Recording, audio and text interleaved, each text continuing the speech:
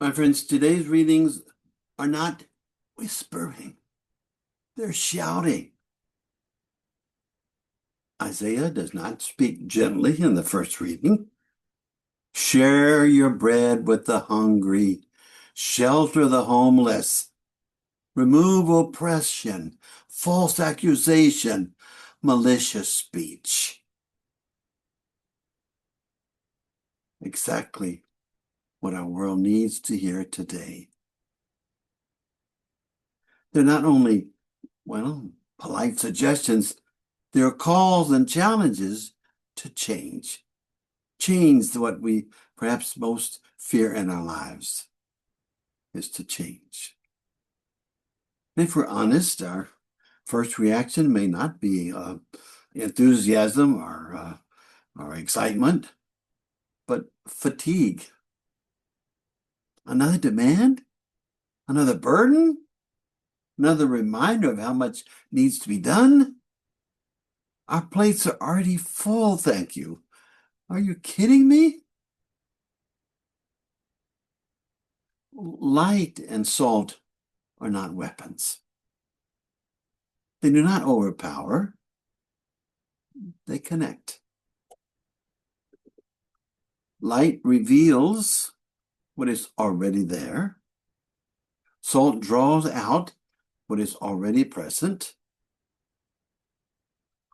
So when Jesus says, your light must shine, we clearly may quietly object. Well, there's just too much darkness, Lord. Too much hatred, polarization, greed, violence, indifference, lies.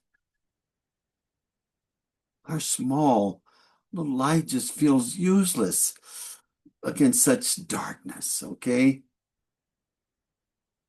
And so what? We hesitate. And hesitation becomes paralysis.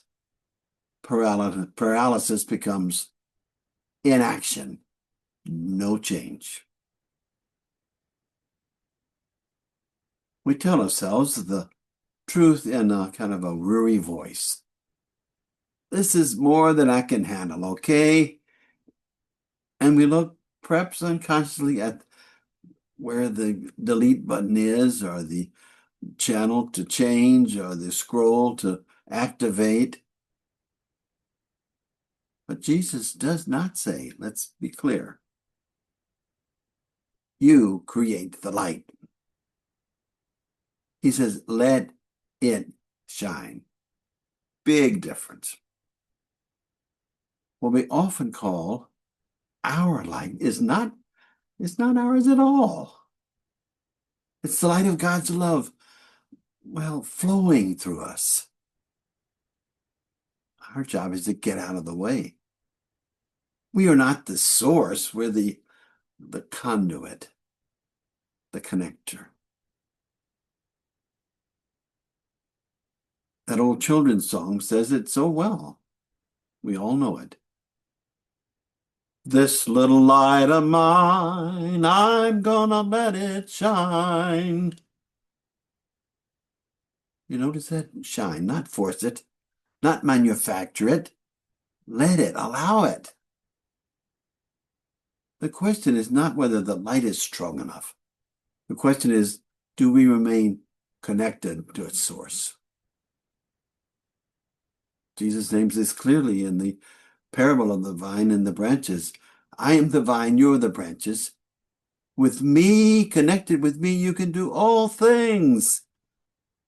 Without me, you can do nothing. Zero, zippo, nada. Which is why Paul, in today's second reading, he dares to boast, not in his strength, but in his weakness. And scripture throughout is remarkable with the same theme. God's chosen people were never impressive on paper. Noah drank too much. Abraham was too old. Moses stuttered. David failed spectacularly. Elijah despaired of life. Jonah ran away. Peter denied. The disciples slept.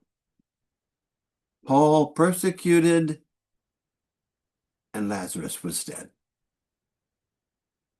No perfection in any of this. Weakness has never been an obstacle to God. That's God's specialty. The only problem is when we deny it. Our greatest barrier to bring light into the darkness is the belief that we must ourselves be strong, competent, spiritually impressive. But when we refuse to own our own weakness, to accept it, even to boast of it, we quietly disconnect from the very source of all strength. Today's gospel presses one of Scripture's deepest themes: connectedness, that all may be one. Jesus' prayer in John 17:21. And Jesus does not teach this only with words. He lives it by associating with the poor, the sinners, the forgotten, the weak, the ones the world calls nobodies. He gets his hands dirty. And we are invited to do the same. I know I need that kind of modeling. That's why even now I continue at 86 to continue to go to the Dominican Republic for missions. I go next month, a month from tomorrow, the 5th. Not because I bring light to them, but because in my connectedness with them, their light and their saltiness flow into me. The result, I am changed again and again.